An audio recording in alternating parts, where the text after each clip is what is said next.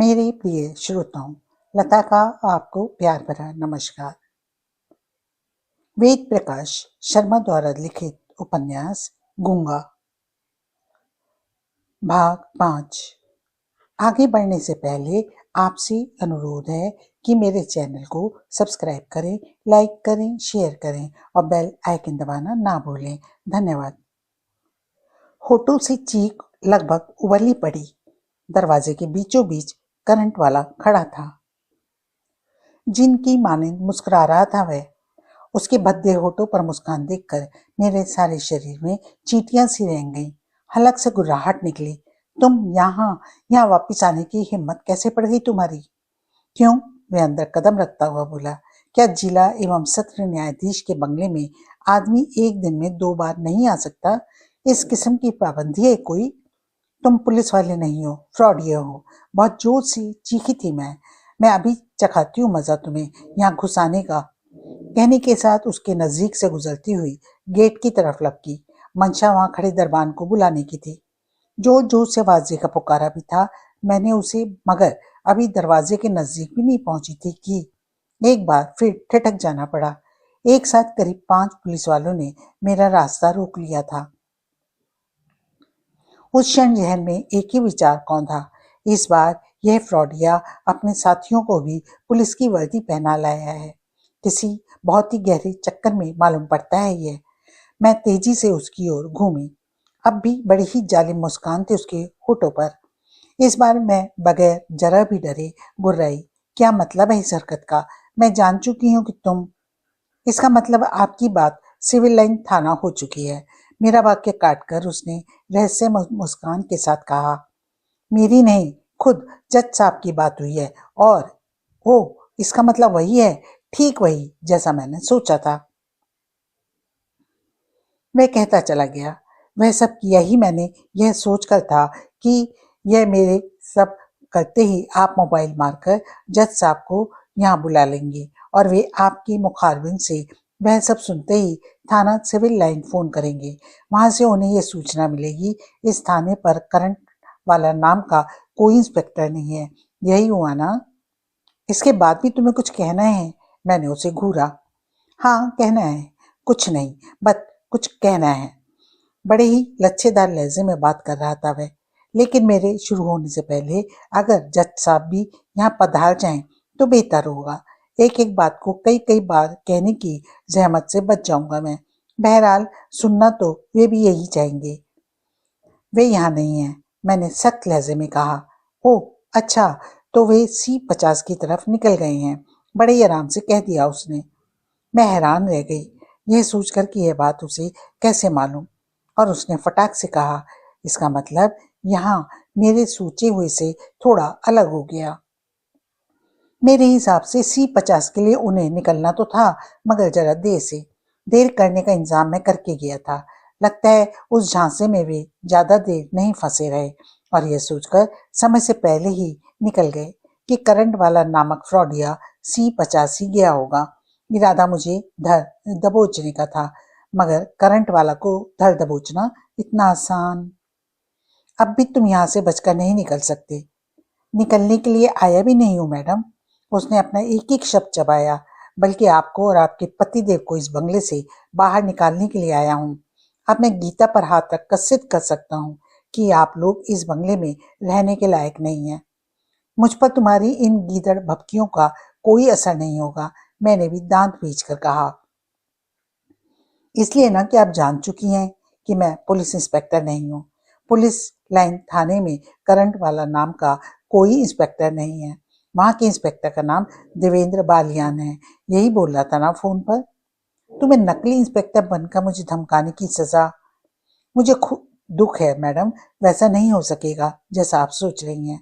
आप और आपके पतिदेव मेरे फेरे में बुरी तरह फंस चुके हैं। उसकी मुस्कान और गहरी हो गई थी। क्या मतलब? मैं असली इंस्पेक्टर हूँ और थाना सिविल लाइंस का ही इंस्पेक्टर हूँ। देवेंद्र बालियान सब इंस्पेक्टर है, मेरा जूनियर। उसने फोन पर वही पाठ पढ़ा जो मैंने उसे पढ़ाया था। हरगिज नहीं, हो ही नहीं सकता ऐसा। एक बार फिर तुम मुझे बेवकूफ बनाने की कोशिश कर रहे हो, मगर इसी फोन से थाने फोन मिलाया था ना आप लोगों ने? एक बार फिर मेरी बात काटकर उसने लॉबी में रखे फोन की तरफ इशारा करने के साथ पूछा था। कुछ समझ नहीं सकी मैं, मुंह से निकला, हाँ। अपने हाथ से रीडायल कीजिए इसे। उससे क्या होगा? वही, ठीक वही घंटी बजेगी जहां आपने मिलाया था। आप जानती हैं इस तरह फोन कहीं और नहीं मिल सकता, जबकि अगर मैंने रिंग किया तो आपके ख्याल से कोई और नंबर भी मिला सकता हूँ, चालाकी कर सकता हूँ मैं। इस तरह आके तुम कहना क्या चाहते हो? केवल यह है कि खुद थाना सिविल लाइन फोन मिलाकर बात कीजिए। अगर इस बार आपको यह सुनने को ना मिले कि वहां का असली इंस्पेक्टर करंट वाला ही है, तो जो चोर की सजा सो मेरी सजा। मैं दंग रह गई। तभी मुझे कहना पड़ा, अगर तुम इंस्पेक्टर ही हो तो देवेंद्र बालियान से झूठ बुलवाने का क्या मतलब हुआ? क्यों तुमने उससे कहलवाया कि? सारे सवाल बाद में मैडम, पहले ये पुष्टि करो कि मैं असली इंस्पेक्टर भी हूँ या नहीं। और फिर मैंने वैसा ही किया, अर्थात रीडायल वाला बटन दबाया। करंट वाला जो कह रहा था उसकी पुष्टि हो गई। इधर मैंने रिसीवर रखा, उधर करंट वाला ने कहना शुरू किया। अब आते हैं इस बात पर कि मैंने ऐसा क्यों किया, यानी देवेंद्र बालियान से वह क्यों कहलवाया जो उसने कहा। कारण स्पष्ट है। कुछ देर के लिए मैं आप दोनों के दिमागों को चक्कर घिरनी बनाकर रखना चाहता था, ताकि आराम से C50 की छानबीन कर सकूं। मैंने सोचा था जब तक मैं वहां का काम निपटा कर वापस आऊंगा, तब तक आप लोग करंट वाला नाम के आदमी को की पहेली को सुलझाने में लगे रहेंगे। मगर यहाँ, यानी इस मामले में जज साहब मुझसे तेज निकले, अर्थात मेरे यहाँ पहुंचने से पहले ही वहां के लिए निकल गए। परंतु फायदा अब भी कुछ नहीं होने वाला। मैं C50 से वह रस्सी बट लाया हूँ जिसका फंदा बनाकर साक्षी श्रीवास्तव के हत्यारे के गले में डाला जा सकता है। उसके कहने के अंदाज में ऐसा कुछ था जिसने मेरे सारे शरीर में सिरन सी दौड़ा दी। कहने के लिए जब और कुछ नहीं सूझा तो यही कह दिया, मुझे तो अब भी यकीन नहीं कि तुम पुलिस वाले ही हो। तुम जैसे फ्रॉडिये बहुत देखे हैं। अब मैं एक ऐसा आइटम पेश करता हूँ जिसके बाद आपकी सभी शंकाओं का समाधान हो जाएगा। करंट वाला ने स्टेज पर शो दिखा रहे जादूगर के से लहजे में कहा, सर आपकी मौजूदगी के बगैर काम चलने वाला नहीं है। अंतिम वाक्य उसने दरवाजे की तरफ मुंह घुमाकर थोड़ी ऊंची आवाज में कहा था, और फिर दरवाजे के उस पास से प्रकट होकर जिस हस्ती ने लॉबी में कदम रखा, उस पर नजर पड़ने के बाद सचमुच मेरी सभी शंकाओं के समाधान हो गए। इस बात में कोई शक नहीं रह गया कि यह घेरा पुलिस वालों का ही है, और करंट वाला पुलिस इंस्पेक्टर के अलावा और कुछ हो ही नहीं सकता। वह हस्ती एसएसपी थी, वही शख्स जिसे मैंने टीवी पर आज तक को इंटरव्यू देते देखा था। असली एसएसपी के साथ नकली इंस्पेक्टर या नकली पुलिस दल के होने का सवाल ही नहीं था। साक्षी श्रीवास्तव का क्रियाक्रम करने के बाद आपके पतिदेव ने हालांकि सावधानी काफी बरती, अर्थात कानून के जानकार होने के नाते उन्होंने घटना स्थल से बेहद सबूत मिटाने के सारे जतन किए जो वहां कोई कत्ल होने के गवाह बन सकते थे। करंट वाला नाम के इंस्पेक्टर ने मेरे जिस्म से बिजली के नंगे तार छुआने शुरू कर दिए। C50 के उस कमरे की सफाई खूब घोट घोट कर की गई जिसमें कत्ल किया गया है, मगर एक जज, बल्कि जिला एवं सत्र न्यायाधीश होने के बावजूद मिस्टर संदीप सान्याल यह भूल गए कि जुर्म जुर्म होता है। मुजरिम भले ही उसे चाहे कितनी चालाकी से करे, मगर वह खुद बोलने लगता है। जुबान ऐसी होती है उसकी जिसे समझने के लिए मुझ जैसे एक इंस्पेक्टर की जरूरत पड़ती है, और C50 से मैं उस जवान को अच्छी तरह पढ़कर ही नहीं, कंठस्थ करके आया हूँ। करंट वाला ने सब कुछ इतने स्पष्ट शब्दों में और इतने जबरदस्त कॉन्फिडेंस के साथ कहा था कि मेरे चक्के छूट गए। बावजूद इसके कहा, क्या सबूत है कि? एक बार फिर उसने मेरा वाक्य पूरा नहीं होने दिया। उसे काटकर एसएसपी से कहा था उसने, बता दीजिए सर। सारा कारनामा तुम्हारा है करंट वाला, तुम अपने मुंह से बताते हुए ही अच्छे लगोगे। कहते वक्त एसएसपी की आंखों में उसके लिए प्रशंसा के भाव थे। आपकी इजाजत से मैं ही शुरू होता हूँ। एसएसपी से इतना कहने के बाद वह मेरी तरफ घूम कर बोला, तो मैडम, यह तो आप जानती हैं कि टेलीफोन डिपार्टमेंट की मेहरबानी और साक्षी के नौकर के बयान के बेस पर मैं पहले ही से जानता था कि आपके यहाँ से फोन करके साक्षी श्रीवास्तव को C50 पर बुलाया गया था। आपको और आपके पतिदेव को यहाँ उलझा कर मैं C50 पहुंचा। फ्लैट के बाहर का स्थान अभी कच्चा पक्का है, क्योंकि अंबेडकर कॉलोनी अभी बनी नहीं है, बनने की प्रक्रिया में है बेचारी। वहां से मुझे 2 गाड़ियों के टायरों के निशान मिले। है ना कितनी अजीब और छोटी सी बात। जिस शख्स ने उस कमरे को रगड़ रगड़ कर धोया जिसमें कत्ल किया था, उसका ध्यान इस बात पर नहीं गया कि सड़क कच्ची है। वहां टायरों के निशान बन गए होंगे, मगर अगर देखा जाए तो यह वक्त जरा भी आश्चर्यजनक नहीं है।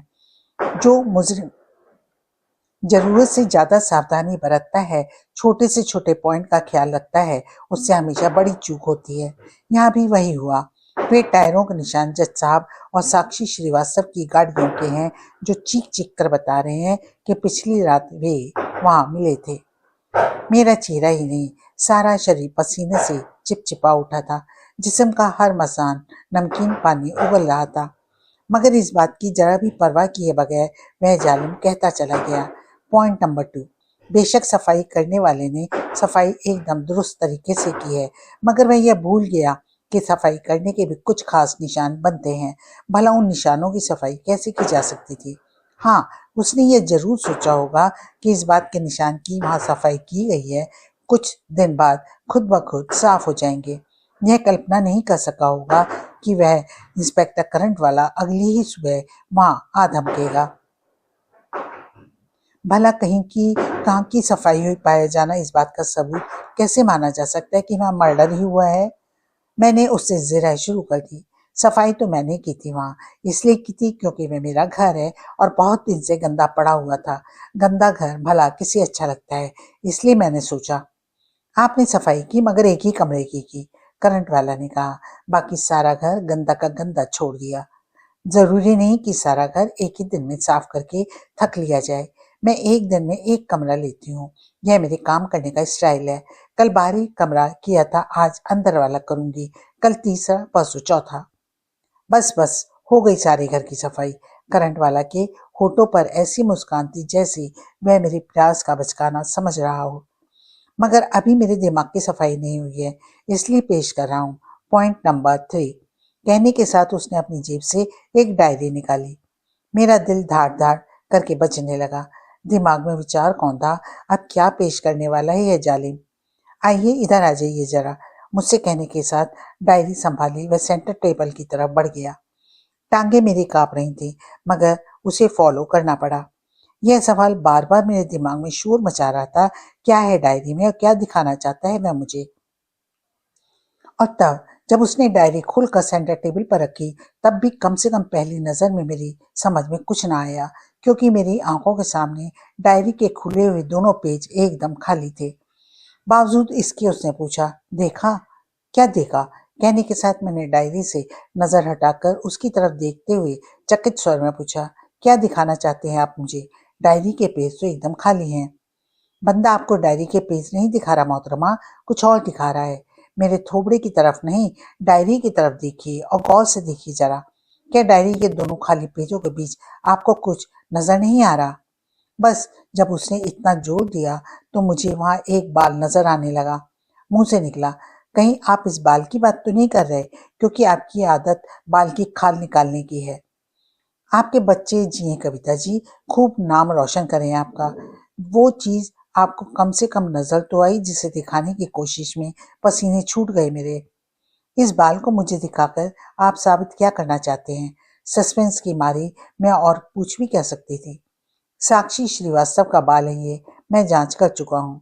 तो C50 के उसी कमरे में मिला जहाँ की सफाई वकील आपकी कल खुद आपने की थी। मतलब सोचने वाली बात है। साक्षी बेचारी जब वहां गई ही नहीं तो उसका यह बाल वहां कैसे पहुंच गया? झटका लगा मेरे दिमाग को, बहुत ही तेज झटका। पलक झपकते ही बात समझ में आ गई कि वह कहना क्या चाहता है, और यह बात समझ में आते ही मेरे चेहरे का रंग उड़ गया। दिल ने उस एक पल के लिए मानो धड़कना बंद कर दिया था। यूं देखती रह गई करंट वाला के बदसूरत चेहरे की तरफ, जैसे मेरे पास दिमाग नाम की वस्तु ही ना हो। मेरी आंखों के सामने साक्षी के बाल पकड़कर खींचते संदीप नाच रहे थे। निरुत्तर हो चुकी थी मैं। बावजूद इसके करंट वाला ने मुझे झटके देने बंद नहीं किए। इस बार उसने अपनी जेब से कागज की एक पुड़िया निकाली, बहुत ही छोटी सी पुड़िया। मुझे खोलने की प्रक्रिया जारी करता हुआ बोला, ये करंट वाला का फाइनल झटका। मुझे पूरा यकीन है मैडम जी कि हाई वोल्टेज यह झटका आपके दिमाग का फ्यूज उड़ा देगा। ठीक ही कहा है बुजुर्गों ने, खून आखिर खून ही होता है, चाहे जितना साफ कर लिया जाए, मगर साफ बता देता है कि मुझे साफ किया गया है। मगर फिर भी मैं हूं। इन शब्दों के साथ यह पुड़िया को पूरी तरह खोल चुका था। मैंने देखा पुड़िया में खून की सूखी हुई एक बूंद थी, जो खुद बता रही थी कि मुझे कहीं से खुरच कर इस कागज पर लाया गया है। मैं आंखें फाड़ी अभी उसे देख ही रही थी कि दुनिया के उस सबसे ब्रिलियंट इंस्पेक्टर ने कहा, यह बूंद मुझे C50 के उस कमरे के फर्श और दीवार के बीच में मिली है, जिसकी सफाई रगड़ रगड़ कर की गई है। और एकमात्र यही बूंद नहीं है, यह तो वह है जिस बेचारी को मैंने वहां से खुरच कर कागज पर उतार लिया। बाकी बूंदों पर ऐसा जुल्म नहीं किया मैंने, उन्हें वहीं का वहीं छोड़ दिया, ताकि वह खुद बता सकें कि हाँ, हम यहाँ हैं। और ऐसा इंतजाम भी कराया हूँ कि अगर आप किसी ने उन्हें छेड़ने की कोशिश की तो वहाँ छुपा हुआ कैमरा उसकी तस्वीर उतार लेगा। यह अच्छा ही है कि जज साहब वहाँ पहुँच गए हैं। मैं तो दुआ करता हूँ कि उनकी नज़र ऐसी किसी बूंद पर पड़ जाए और वे उसे उसके स्थान से जुदा करने की कोशिश करें, ताकि कैमरा उन्हें रंगे हाथों पकड़ ले। वैसे ऐसा भी नहीं हुआ तो सिचुएशन पर कोई खास फर्क नहीं पड़ेगा, क्योंकि इस सवाल का जवाब दुनिया का ब्रिलियंट से ब्रिलियंट शख्स भी नहीं दे सकता। जहाँ किसी की हत्या नहीं की गई, वहाँ उसके खून के छींटे कैसे पहुंच गए? मैं दुरुस्त फरमा रहा हूँ ना मैडम जी, या बक रहा हूँ? सचमुच करंट वाला का यह फाइनल झटका था। वाकई उसने मेरे दिमाग का फ्यूज उड़ा दिया था। चेहरे पर हवाइयां, हाथ पैर इस कदर ठंडे पड़ चुके थे जैसे उनमें जान ही ना हो। बावजूद इसके मैंने संघर्ष किया। मगर कोई भी क्राइम में बेमकसद नहीं होता इंस्पेक्टर। क्या वजह घड़ोगे इस कत्ल के पीछे? मेरे पति को साक्षी श्रीवास्तव का मर्डरर बनाने की जरूरत पड़ी थी। अवैध संबंध जब बवाली जान बन जाते हैं तो उनकी परिणति अक्सर ऐसी ही हुआ करती है।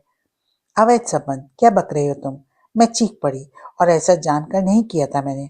गुस्सा स्वाभाविक रूप से मेरे अंदर से फूट पड़ा। हरगिज हरगिज नहीं मान सकती मैं यह बात। मैं नहीं मान सकती मिस्टर करंट वाला कि किन्हीं हालात विशेष में फंसकर मेरे पति हत्या कर सकते हैं, मगर मगर किसी दूसरी औरत से संबंध नहीं रख सकते। संबंध की तो बात ही दूर, इस नजरिए से संदीप किसी की तरफ देख भी नहीं सकते। इस बात को मुझसे बेहतर कौन समझ सकता है? मुझे उत्तेजित अवस्था में देखकर करंट वाला के होठों पर ऐसी मुस्कान उभरी थी जैसे किसी की बचकाना हरकत देख रहा हो। उसके इस अंदाज ने मुझ में जबरदस्त खींच भर दी। आपे से बाहर होकर चीख पड़ी मैं, मेरी खिल्ली उड़ाने की जरूरत नहीं मिस्टर करंट वाला। संदीप सान्याल को अगर साबित हत्यारा करना ही चाहते हो तो वजह कोई और ढूंढो। इस वजह के फेर में रहे तो मैं दावे के साथ कह सकती हूँ कि तुम्हारा केस कमजोर पड़ जाएगा। कभी साबित नहीं कर पाओगे कि वे हत्यारे हैं। काश काश ऊपर वाले ने मेरे प्रति मेरी बीबी को भी इतना विश्वास दिया होता। बड़े अजीब स्वर में वो कहता चला गया, सच मैडम जी, जिला एवं सत्र न्यायाधीश साहब की किस्मत से इस वक्त मुझे रश्क हो रहा है। मगर मगर आपसे हो रही है सहानुभूति। वजह? क्योंकि यह बिजली भी आप पर बस गिरने ही वाली है। कौन सी बिजली? जाने क्यों हौकला गई थी मैं। मिस्टर कुलकर्णी को तो जानती ही है ना आप? क्या तुम रंजन कुलकर्णी की बात कर रहे हो? जी, जिक्र उन्हीं का है। वे तो दोस्त हैं जज साहब के। बात मिस्टर कुलकर्णी की मैरिज एनिवर्सरी की पार्टी की है। काफी लोग गवाह हैं, शायद 100 से भी ज्यादा, कि उस पार्टी में जज साहब और साक्षी श्रीवास्तव की पहली मुलाकात हुई थी। मुलाकात में पहली भले ही थी, मगर थी कुछ खासी। ऐसा मेरा नहीं, उस पार्टी में शिरकत करने वाले ज्यादातर लोगों का कहना है। सुना है साक्षी उस पार्टी में किसी को भाव नहीं दे रही थी।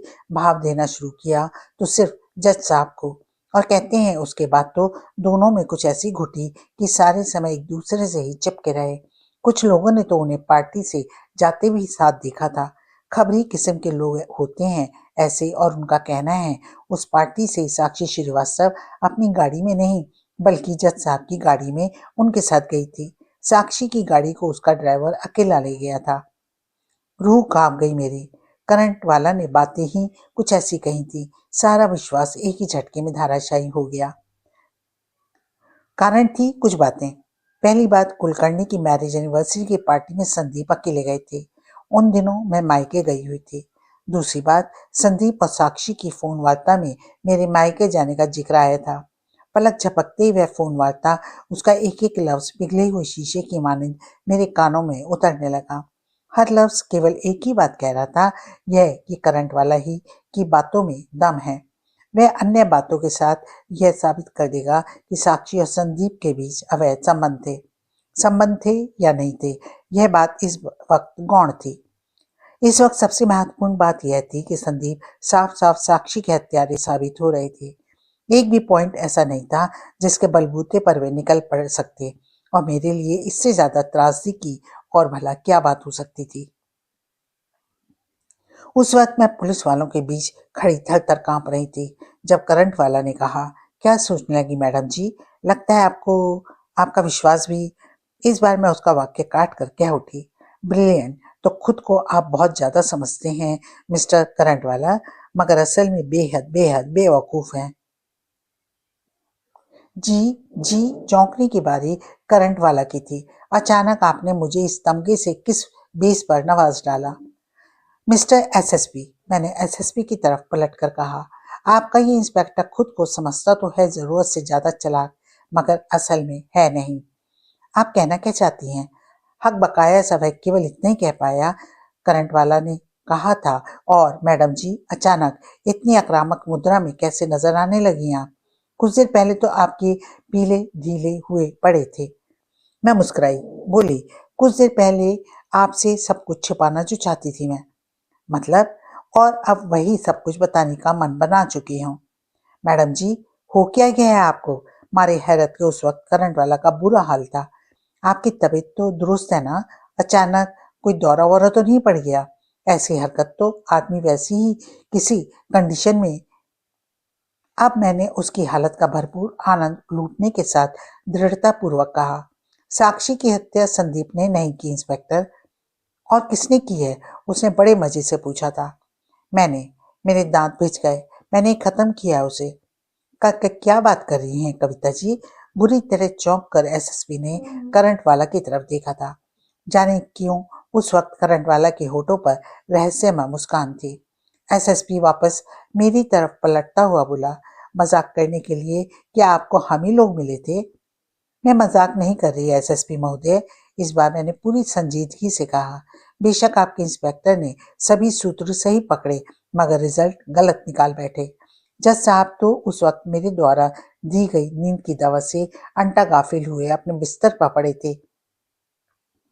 जिस वक्त मैं साक्षी की हत्या कर रही थी, उनकी गाड़ी लेकर मैं ही गई थी C50। साक्षी से फोन पर बातें भले ही जज साहब ने की थी, अर्थात C50 पर उसे बुलाया भले ही जज साहब ने था, मगर पहुंची वहां मैं थी। एक बार फिर एसएसपी ने आंखों में आश्चर्य के भाव लिए करंट वाला की तरफ देखा। उस वक्त मैं नहीं समझ पाई थी कि वह बार बार ऐसा क्यों कर रहा था। एक बार फिर उसने मेरी तरफ पलट कर कहा, कैसे हुआ यह चमत्कार? फोन पर होने वाली उनकी बात जो सुन ली थी मैंने, बातें सुनकर तन बदन में आग जो लग गई थी मेरे। दांत भींच कर गुस्से का प्रदर्शन करती हुई मैं कहती चली गई, शक तो उनके संबंधों पर मुझे बहुत दिनों से था, मगर उस दिन तो कोई गुंजाइश ही नहीं रह गई।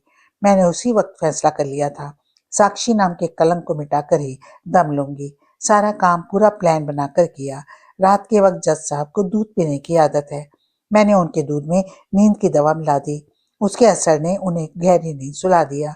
उस हालत में भला उन्हें यह होश कहाँ रहना था कि 1 बजे उन्होंने साक्षी को बुलाया हुआ है। मुझे अब भी याद है। कहने के साथ मैंने अपनी आंखों में नफरत की चिंगारियां भर लीं। C50 में संदीप की जगह मुझे आया देखकर किस कदर बौखला उठी थी वह डायन। मगर मैं तो पूरी तैयारी के साथ वहां गई थी। इससे पहले कि वह कुछ समझ पाती, मैंने चाकू निकालकर उस पर ताबड़तोड़ वार करने शुरू कर दिए। ऐसा जुनून सवार था उस वक्त मुझ पर कि रुकी तब जब उसका काम तमाम हो चुका। यह पुष्टि करने के बाद कि वह मर चुकी है, मैंने कमरे की सफाई शुरू की। कहने का मतलब यह है कि संदीप द्वारा किए गए हर कृत्य को मैं अपने द्वारा किया गया बताती चली गई। वे सांस रोके सुन रहे थे, इस कदर कि मेरे चुप होने के बाद भी काफी देर तक सन्नाटा छाया रहा, जैसे बोलने के लिए किसी को कुछ सूझ ही ना रहा हो। एसएसपी उस वक्त भी करंट वाला की तरफ ऐसी नजरों से देख रहा था जैसे वह अंतरिक्ष से उतरा मानव हो, और मैं कर रही थी ऐसा नाटक जिससे मैं उन्हें सचमुच साक्षी का हत्यारा नजर आऊं। काफी लंबी खामोशी के बाद करंट वाला ने एसएसपी से कहा, कहिए सर, कैसी रही? कमाल हो गया करंट वाला, कमाल हो गया, एसएसपी ने कहा। हमने आज तक किसी का आइडिया इतना एक्यूरेट उतरते कभी नहीं देखा। करंट वाला के होठों पर थोड़ी गर्वीली मुस्कान उभरी। बोला, नो सर, वह मेरा आइडिया नहीं था। इन्वेस्टिगेशन के दरमियान आइडियों से काम किया ही नहीं जा सकता। नतीजे पर घटना स्थल पर मिले सबूतों के बेस पर पहुंचता हूँ। अब मुझे पूछना पड़ा, ये क्या बातें कर रहे हैं आप? एसएसपी ने कहा। हैरत की बात यह है, करंट वाला ने यह घोषणा पहले ही कर दी थी कि साक्षी की हत्या जज साहब ने नहीं बल्कि उनकी मिसेस ने की है। खोपड़ी घूम गई मेरी, मुंह से निकला, क्या बात कर रहे हैं आप? भला ऐसे कैसे हो सकता है? इस सवाल का जवाब तो करंट वाला ही दे सकता है। अपने फेस पर असीमित हैरानियां लिए मैं करंट वाला की तरफ पलटी। उसके होठों पर ऐसी मुस्कान थी जिसे इस वक्त वह खुद को दुनिया का सबसे बुद्धिमान मानव समझ रहा था, और आंखें नचाता हुआ बोला, कहो कैसी रही? मगर कैसे? मेरी हैरानियों का कोई ठिकाना नहीं था। इजाजत दें तो सीधा सबूत पेश कर दूं, उसने इस तरह कहा जैसे इंस्पेक्टर नहीं जादूगर हो। मैं ये सोच कर चकित थी, जो सच ही नहीं है उसका सबूत कहाँ से जुटाकर लाया है ये? करो, सैंडल उतारिए अपनी। सैंडल? मैं बौखला गई। दोनों की जरूरत नहीं, एक ही काफी है। पर दिमाग बुरी तरह भिन्ना रहा था मेरा। उससे होगा क्या? आखिर आप कहना क्या चाहते हैं? सैंडल तो उतारिए मैडम जी। जो कहना चाहता हूँ वह खुद ब खुद इस तरह सामने आ जाएगा जैसे अंडे से चूजा आ जाता है। मुझे सैंडल उतारना पड़ा। उसने झुककर सैंडल उठाया, देखा, और देखते ही पट्टे के होठों पर ऐसी मुस्कान उभरी जैसे सैंडल के तले में साक्षात ताजमहल के दर्शन कर लिया हूँ। और एसएसपी के नजदीक गया, उसे दिखाता हुआ बोला, ये लीजिए सर, आप भी देख लीजिए। अगर यह कहूँ उस वक्त मैं अपना धैर्य खो बैठी थी तो गलत नहीं। चीख पड़ी थी मैं, आखिर क्या देख रहे हो तुम लोग? मुझे तो कुछ बताओ। ये लीजिए, देख लीजिए आप भी। कहने के साथ करंट वाला न केवल सैंडल सहित मेरे निकट आया बल्कि उसका तारा मेरी आंखों के सामने नचाता सा बोला, मिट्टी लगी है इस पर, अम्बेडकर कॉलोनी की मिट्टी, C50 के बाहर की मिट्टी, और वह धूल भी जिससे C50 के अंदर वाले कमरे का फर्श इस वक्त भी अटा पड़ा है, जिसे बकौल आपने आज साफ करने वाली थी। वह क्लू मुझे वहीं से मिला मैडम जी कि आपकी सैंडल्स पर वहां की धूल होनी चाहिए, क्योंकि वहां से गुजरने से पहले आप यहाँ के फर्श की सफाई करना भूल गई। फर्श पर आपकी इन सैंडल्स के निशान उतने ही साफ बने हुए हैं जितना साफ इस वक्त मुझे आपका चेहरा नजर आ रहा है। जी चाहा जोर से ठहाका लगाऊं, हंसू करंट वाला की बेवकूफी पर, उसकी अंदाज पर जो बता रहा था। इस वक्त दिमाग के मामले में अब खुद को खुदा समझ रहा था, मगर ऐसा किया नहीं मैंने। मजबूर थी, कर नहीं सकती थी। किया बिल्कुल उल्टा, यूं दर्शाया जैसे मैं भी दूसरे लोगों की तरह उसकी बुद्धि का लोहा मान गई। बोली, इसका मतलब तो यह हुआ मिस्टर करंट वाला कि अगर मैं खुद अपना जुर्म कबूल ना करती तब भी अरेस्ट आप मुझे ही करने वाले थे? नहीं, अरेस्ट तो मैं जज साहब को ही करता। मैं चौंकी, यह जानते बूझते कि हत्यारी मैं हूँ। जी, ऐसा क्यों? यह आजमाने के लिए कि आप जज साहब से कितना प्यार करती हैं, और थोड़ा बहुत प्यार करती भी हैं या नहीं। क्या मतलब? देखना मुझे यही था कि आप कौन सी स्टेज पर खुद को ओपन करती हैं। होठों पर जहरीली मुस्कान लिए वह कहता चला गया, और करती भी हैं या नहीं। वैसे मुझे पूरा यकीन था कि जब आप अपने द्वारा किए गए कृत्य में जज साहब को फंसा पाएंगी तो खुद ब खुद लाइन पर आ जाएंगी, अर्थात अपना जुर्म कबूल कर लेंगी। देखनी बस मुझे स्टेज थी। और अगर मैं ऐसा ना करती, उस कंडीशन में मुझे यह पता लग जाता कि पतिदेव से मोहब्बत करने का आपका दावा कितना खोखला है, दबोचता तो अंततः मैं आपको ही, क्योंकि करंट वाला का रिकॉर्ड एकदम बेदाग है। मैंने आज तक किसी बेगुनाह को नहीं दबोचा। इच्छा हुई, एक बार फिर इच्छा हुई कि जोर से ठहाका लगाऊं, कहूं उस गधे से, इस बार तू यही कीर्तिमान स्थापित कर रहा है, खुद को खुदा समझने वाले इंस्पेक्टर। मगर वैसा कुछ किया नहीं मैंने, बस मन ही मन उसकी बुद्धि पर तरस खाकर रह गई और वह अपनी कामयाबी के नशे में चूर कहता चला गया, मगर पाया मैंने यह कि आप अपने पति से बेइंतहा प्यार करती हैं। मेरी उम्मीद से काफी पहले ही अपना गुनाह कबूल कर बैठी आप, ठीक उस क्षण जब आपको लगा कि जज साहब बुरी तरह फंस चुके हैं और कानून की गिरफ्त से बच निकलने का उनके पास कोई रास्ता नहीं। मेरे कुछ कहने से पहले वह बड़े ही गर्वीले अंदाज में मेरी तरफ बढ़ा। मेरे हाथों में हथकड़ियां पहनाते वक्त एक और धमाका कर बैठा वह करामती शख्स, धमाका भी ऐसा जिसने मेरे दिमाग के परखच्चे उड़ाकर रख दिए। हथकड़ी के लॉक में चाबी घुमाते वक्त उसने बड़े ही मजेदार लहजे में रहस्य उद्घाटन किया था। C50 के बाहर से टायरों के निशान और अंदर वाले कमरे से आपकी सैंडल के निशान तो मुझे जरूर मिले हैं, मगर माफ कीजिएगा मैडम, ना तो मुझे वहां कोई बाल बरामद हुआ है और ना ही खून की कोई बूंद। वे दोनों झूठ मुझे आपको तोड़ने के लिए बोलने पड़े ताकि आप खुद अपना जुर्म कबूल कर लें। मानना पड़ेगा, वहां की सफाई आपने इतनी होशियारी से की है कि करंट वाला जैसा इंस्पेक्टर को लाख सिर खपाने के बावजूद कुछ हासिल नहीं हो सका। उस कमबख्त के शब्दों ने धड़कनें बंद कर दी थी मेरी। ऐसे अंदाज में उसकी तरफ देखती रह गई थी जैसे मिस्र के पिरामिडों को देख रही हूँ। वही हुआ जिसकी उम्मीद थी। हड़बड़ाए हुए संदीप थाने में दाखिल हुए। उस वक्त मैं हवालात में थी, सलाखों के पीछे। हवाइयां उड़ रही थी उनके चेहरे पर, होश भागता थे। ये क्या बेवकूफी है कवि, क्या बेवकूफी है ये। मैं बयान नहीं कर सकती उस वक्त मेरे मन में उनके लिए सहानुभूति के कितने भाव उमड़े, कितने जतन से वह सब कुछ किया था उन्होंने, और अपनी आसानी से मैं करंट वाला की जाल में जा फंसी थी। कितनी चालाकी से छला था कमबख्त ने मुझे। सॉरी संदीप, मैंने पश्चाताप भरे लहजे में कहा। सॉरी सॉरी, वे दहाड़े। काहे के लिए सॉरी कह रही हो तुम? क्या कर दिया है तुमने? मैं खुद को काबू में न रख सकी। जैसे ही पता लगा तुम साक्षी से मिलने वाले हो, मेरे सारे शरीर में चिंगारियां सी भर गईं। उसके बाद तो जैसे होश ही नहीं रहा कि मैं क्या कर रही हूँ। रह रहकर बस एक ही बात दिमाग में गूंज रही थी, यह कि किसी भी हालत में उस डैन को जिंदा नहीं छोड़ूंगी, और वही मैंने किया। झूठ है, ये झूठ है, बकवास कर रही हो तुम। हलक फाड़कर वे चिल्लाते चले गए।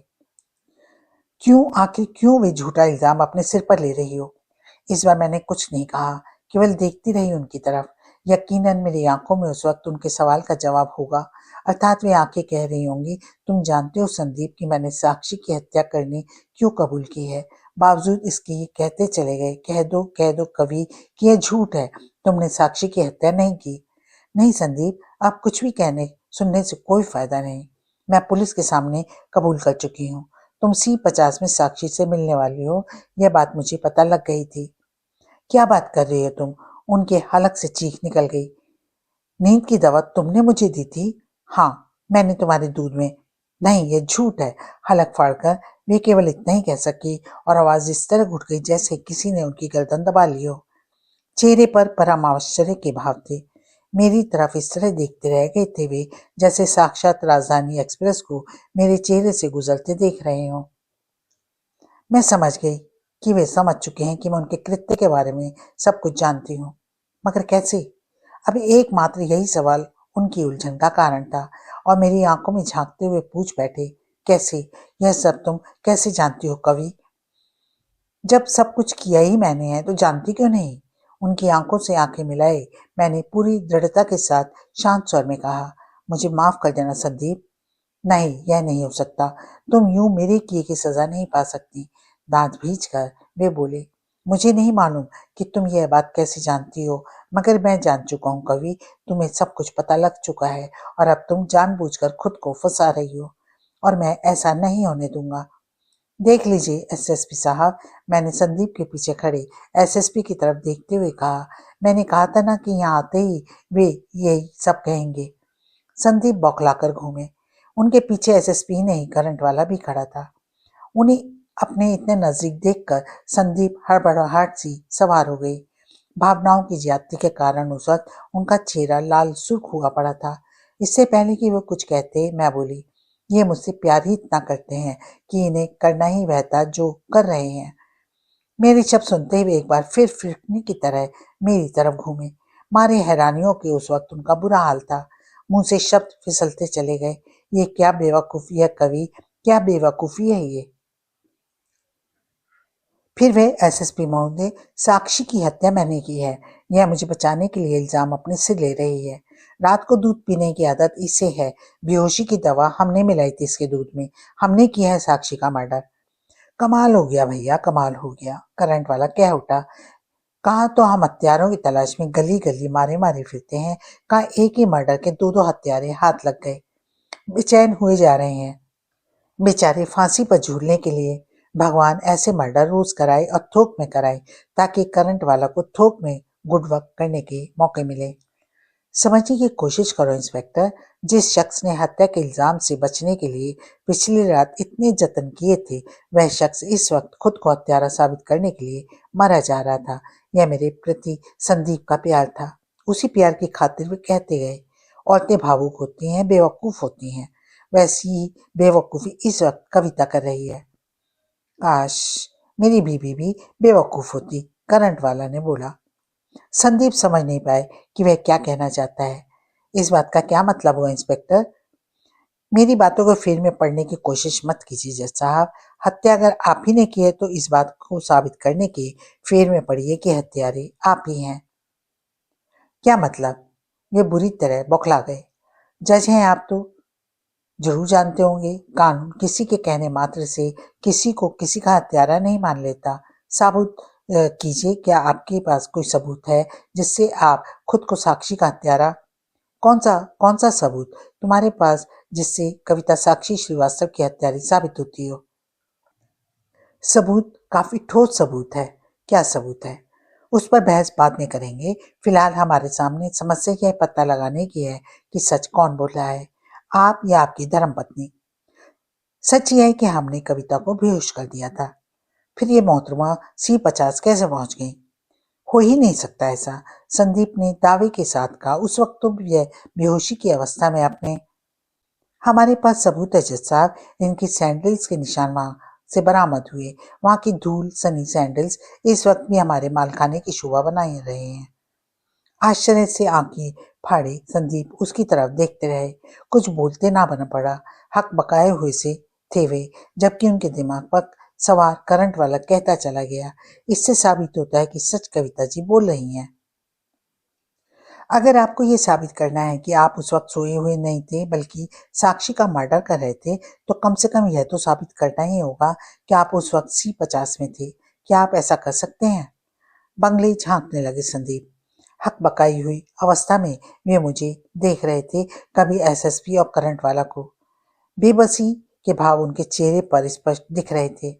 अतः गिड़गिड़ा से उठे हुए, समझने की कोशिश करो मिस्टर एसएसपी, सारे सबूत हमने अपने हाथों से खत्म किए हैं। इस वक्त अगर हम खुद भी चाहें तो कुछ साबित नहीं कर सकते। तब तो मैं आपकी कोई मदद नहीं कर सकता, एसएसपी ने कहा। सबूत अपने आप कह रहे हैं कि आप झूठ और आपकी पत्नी सच बोल रहे हैं। कोशिश करो एसएसपी, कोशिश करो समझने की, संदीप झल्लाकर चीख पड़े। छोटे छोटे सबूत मिटाने वाले क्रिमिनल से ही बड़ी गलतियां होती हैं जज साहब, करंट वाला ने कहा। कूड़मगंज हो तुम, सिरे से कूड़मगंज हो। वे दांत पीसकर कसमसा उठे।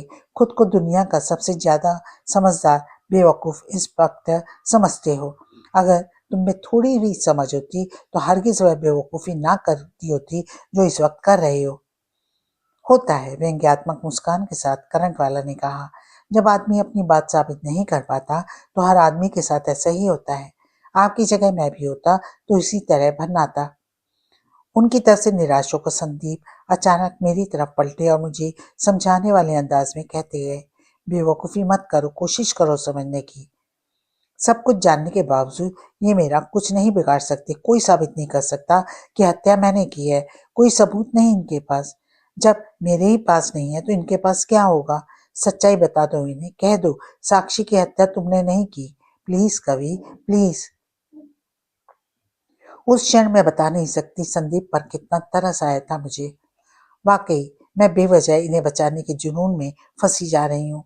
गार्ग इंस्पेक्टर ने बाल और खून की बूंदों के बारे में झूठ बोलकर मुझे बरगला दिया था। यह बात समझ में आते ही मैंने पैतरा बदलने की ठान ली। कहा, जज साहब ठीक कह रहे हैं। मैंने केवल इस भ्रम में फंसकर खुद को हत्यारी कहा था कि साक्षी की हत्या इन्होंने की है। मंशा इन्हें बचाने की थी, मगर अब जबकि मैं ये जान चुकी हूँ कि उस हत्या से इनका कोई संबंध नहीं है, तो मैं अपना बयान वापस लेती हूँ। साक्षी की हत्या से मेरा कोई लेना देना नहीं है। जियो मोहतरमा जियो, करंट वाला कह उठा। एक बार फिर इश्क रश्क हो रहा है मुझे तुम्हारे जोड़े से, तुम्हारी जुगलबंदी से। पतिदेव ने कहा इनकार कर दो, तो आप इनकार कर बैठी। किसी के इनकार या इकरार का हम पुलिस वालों की सेहत पर कोई खास फर्क नहीं पड़ता, खास तौर पर करंट वाला पर। करंट वाला जो करता है सबूतों के बेस पर करता है, और सबूत मेरे पास है। मेरे सिर्फ एक सवाल का जवाब दीजिए और ले जाइए अपनी अर्धांगिनी को अपने साथ। कौन सा सवाल का जवाब चाहते हो तुम? C50 के अंदर वाले कमरे में कविता जी की सैंडल्स के निशान वहां कैसे पहुंचे? कहां से इनके सैंडल्स के तले में वहां की धूल आ लगी? अगर आपने इन्हें बेहोश कर दिया था तो ये कैसे पहुंच गई वहां, और पहुंची तो पहुंची क्यों थी? सन्नाटे किसी अवस्था में आ गए संदीप। कुछ कहते नहीं बन पड़ा उन पर। कसमसाकर मेरी तरफ घूमे। उनकी आंखों में याचना के से भाव थे, जैसे कह रहे हो तुम्हारी ही बेवकूफी से हुआ है ये सब। अब तुम ही कोई ऐसा जवाब दो जिससे ये संतुष्ट हो जाएं। और मैं क्या जवाब देती? क्यों ये कहती कि संदीप का पीछा करती हुई वहां पहुंची थी? ये कहने का मतलब तो सारा राजफाश हो जाना था। अनेक सवाल खड़े हो जाते एसएसपी और करंट वाला के दिमाग में। सच्चाई ये है कि करंट वाला के इस सवाल का ऐसा जवाब हम दोनों में से किसी के पास नहीं था जो मुझे उस झमेले से निकाल सकता। अपनी खुद की गलती की वजह से फंसी थी मैं। संदीप से कहीं कोई चूक नहीं हुई थी, मगर मैं भी क्या करती? मुझे क्या पता था मेरी वहां मौजूदगी मात्र इतनी बड़ी मुसीबत बन जाएगी। अपने सैंडल्स के निशान भी मुझे उसी तरह मिटा देने चाहिए थे जिस तरह संदीप ने बाकी निशान मिटाए थे। मगर उस वक्त मुझे पता कहाँ था कि यह सब होगा। मुझे चुप देखकर संदीप बुरी तरह व्याकुल हो उठे। जवाब दो कवि, जवाब दो इन्हें, वरना तुम्हारी चुप्पी को ये स्वीकृति समझेंगे। क्या जवाब देती मैं? जवाब था ही नहीं मेरे पास। मेरी यह स्थिति देखकर संदीप के चेहरे पर निराशा फैलती चली गई, मगर निराशा उनके चेहरे पर केवल एक पल के लिए उभरी थी। अगले पल मैंने संदीप के चेहरे को पत्थर की तरह सख्त होते देखा। मैंने देखा उनके जबड़े भिजते चले गए थे, आंखें पत्थर की गोलियों में तब्दील होती चली गईं। जबड़ों के मसल्स बार बार फूल और पिचक रहे थे। ऐसा लग रहा था जैसे वो कोई कठोर फैसला लेने की प्रक्रिया से गुजर रहे हों। और अगले पल यह बात साबित हो गई। एकाएक वे एसएसपी की तरफ घूमे और बेहद खुरदरे लहजे में बोले, हम तुमसे कुछ कहना चाहते हैं। कहिए। यहाँ नहीं, एकांत में। जो भी कहना है यहीं कहिए। एकांत का क्या मतलब है? एसएसपी के लहजे में अजीब सी अकड़ थी। एकांत की बात हम अपनी नहीं, आपकी बेहतरी के लिए कर रहे हैं मिस्टर एसएसपी। ये शब्द संदीप ने उसकी आंखों में झांकने के साथ कुछ ऐसे अंदाज में कहे थे जैसे उसे धमका रहे हों। शायद ही आपको हमारी जुबान खुलने के बाद हमसे ये शिकायत हो कि हमने ऐसा क्यों किया। एसएसपी देखता रह गया उनके चेहरे को। काफी देर तक देखता रहा, फिर जाने उसे क्या हुआ कि आइए कहता हुआ एक तरफ बढ़ गया। उस क्षण मैंने संदीप के होठों पर बहुत ही कुटिल मुस्कान देखी थी, कुटिल और जहर भरी। आज का वीडियो हम यहीं समाप्त करते हैं। आगे की कहानी के साथ शीघ्र उपस्थित होती हूँ। तब तक के लिए नमस्कार।